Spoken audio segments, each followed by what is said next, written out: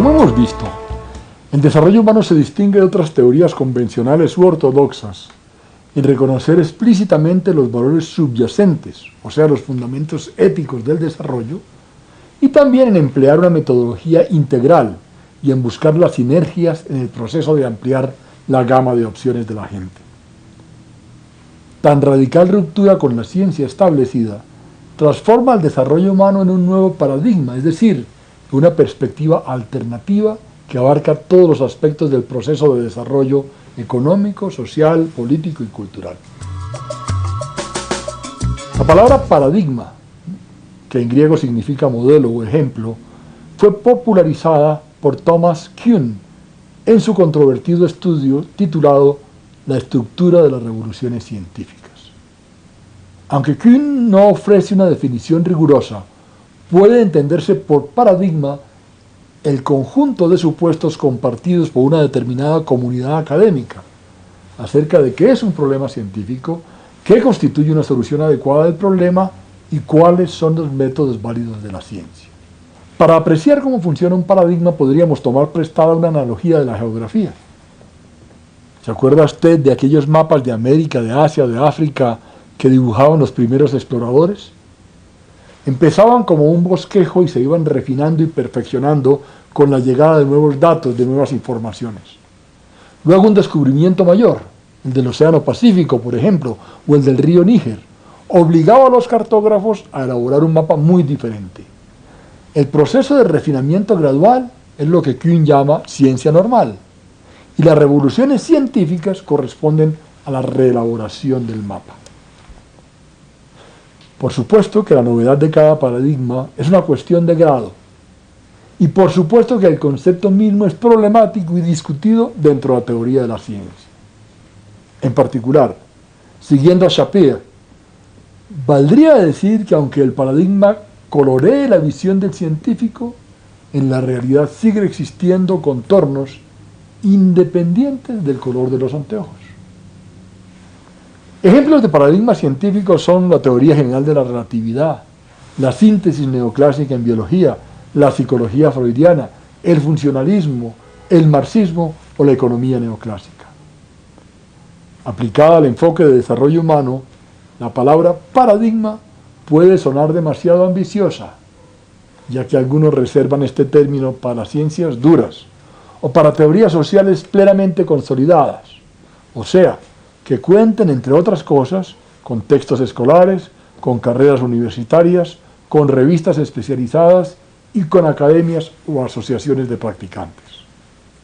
Aún así, se puede llamar el desarrollo humano un nuevo paradigma en el campo del desarrollo, dado que echa una nueva y muy diferente mirada sobre asuntos largamente tratados y que al hacerlo abre una discusión sobre nuevos temas de interés.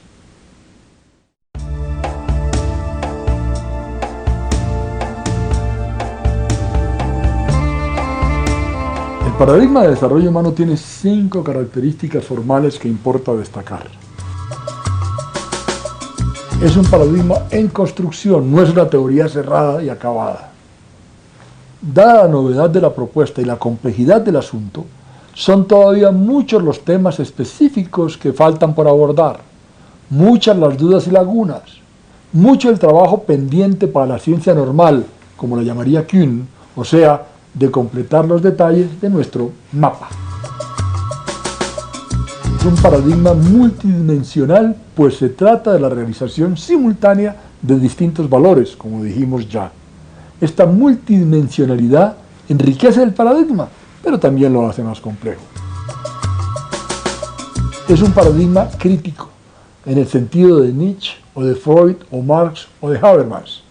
Un paradigma que no pretende la comprensión fría, ni la manipulación técnica del mundo, sino poner la razón al servicio de la liberación humana y el florecimiento de la especie. El desarrollo humano es un paradigma interdisciplinario que recoge lo mejor de la filosofía moral y política, de la economía neoclásica, especialmente la teoría del bienestar y de la escogencia social, de la estadística y sus fundamentos matemáticos, que tiene además el desafío de integrar la teoría política, la teoría de la acción y la estructura social, la teoría de la política social. Un paradigma que exige entonces una genuina comprensión y dominio simultáneo de varias disciplinas, lo cual es una ventaja, pero también es un desafío. Por último, el desarrollo humano es un paradigma pragmático, porque ha sido acuñado desde Naciones Unidas en diálogo con los gobiernos, con las agencias de desarrollo y con los pueblos, porque su objetivo esencial es cambiar las condiciones de vida, hacer que aumenten las opciones para que los seres humanos concretos podamos elegir.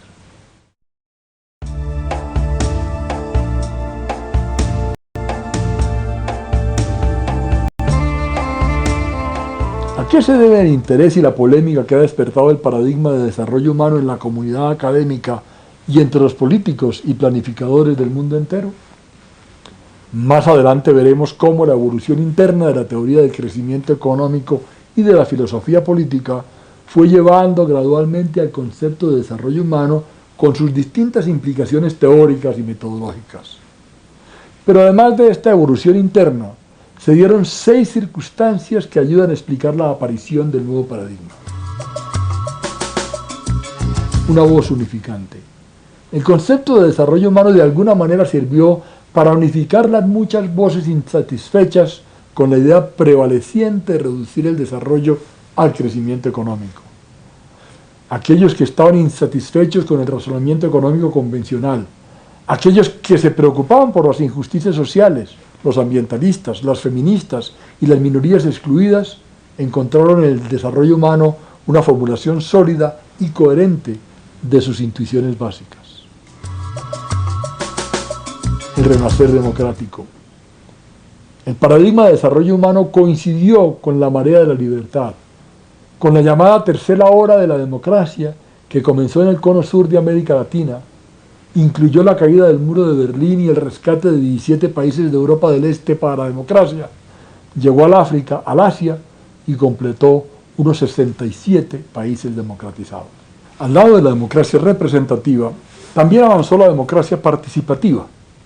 En muchas constituciones nuevas del mundo, incluyendo las de varios países de América Latina, se afirma esta otra esfera de la libertad, con expresiones como el plebiscito o la consulta popular, el referendo y otras formas de participación popular. Al mismo tiempo que las minorías de muchos países, minorías religiosas, nacionales, étnicas, de género, reclamaban y encontraban un nuevo puesto bajo el sol. Tanto así que la filosofía política se inclinó hacia el denominado posmodernismo, esto es, a la afirmación de que solo existen relatos dispersos de minorías y no los relatos generales u omnicomprensivos de la Ilustración.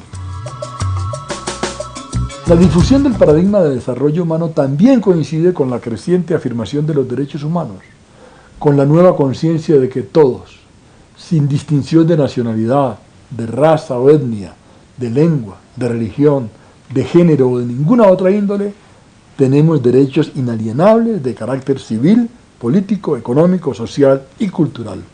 Esta nueva conciencia de la humanidad es el gran aval al concepto de desarrollo humano que se expresa no solo en la academia, sino también en la legislación y en la acción pública de muchos países, tanto en Naciones Unidas como en las convenciones internacionales y aún en el avance de la justicia penal internacional para asegurar la protección efectivamente universal de los derechos humanos. Un cuarto impulso recibió el paradigma del desarrollo humano cuando se descubrió que la clave de la riqueza de una sociedad no está en los factores clásicos de producción, en la tierra o en los recursos naturales, o en el capital o en la fuerza de trabajo no calificada. La clave está en el cerebro humano. Por eso, cuando usted compra un CD, el 90% del precio va a pagar el talento creativo del intérprete, el autor, los publicistas, los dibujantes y demás personal calificado. Cuando compra un computador, el 80% del valor son pagos de regalías, lo demás es simple arcilla. Y aun cuando compra un vehículo automotor, las 3/4 partes de cada dólar van a pagar gastos de ingeniería, diseño, mercadeo y otros insumos de tipo intelectual. Por eso el paradigma del desarrollo humano nació al tiempo con la revolución del saber, que es la característica más importante de nuestro tiempo. Por supuesto, es muy difícil medir el avance del conocimiento, pero se estima que si el Homo sapiens hubiera vivido una hora sobre la Tierra, si estos 500 o 600 mil años fueran una hora, el 95% del saber provendría de los últimos 20 segundos. En los últimos 4 segundos, es decir, en el siglo XX, se produjeron las 9/10 partes de todo el saber. Y aún, en el último segundo, en los pasados 25 años, hemos aprendido 3 veces más que en todos los milenios anteriores. La revolución del conocimiento está estrechamente asociada con el aumento extraordinario de la riqueza, quinto factor que impulsa el paradigma del desarrollo humano. El historiador Paul Kennedy estima que el valor de los bienes y servicios producidos por la humanidad después de la Segunda Guerra Mundial equivale al valor de todo lo producido durante el medio millón de años anteriores. Nuestra generación tiene tanta riqueza como la de todas las generaciones anteriores sumadas. Y esta es una oportunidad extraordinaria para elevar el nivel de vida y para aumentar las opciones de todos. Como bien dijo Marx, en cada época de historia, la humanidad solo afronta los problemas que es capaz de resolver. Pues hoy estamos en condiciones de afrontar el problema de una vida digna, prolongada y educada para todos los seres humanos. Y por eso surge el paradigma del desarrollo humano. Sin embargo, sexto factor, pobreza e injusticia. Muchos han quedado atrás. En medio de tanta riqueza y tanta libertad, el nuestro es un mundo de pobreza, opresión, desigualdad y desesperanza. Esta chocante realidad agrega una dimensión de relevancia política y de urgencia moral al paradigma de desarrollo humano. Pese a toda la abundancia que hay en el mundo, unos 1.200 millones de personas viven con menos de $1 por día. Una tercera parte de los niños y niñas menores de 5 años sufren de desnutrición severa y más de 100 millones de vidas humanas se pierden cada año debido a enfermedades que fácilmente podrían ser evitadas. 3.600.000 personas han muerto en conflictos internos durante la década pasada y hay unos 300.000 soldados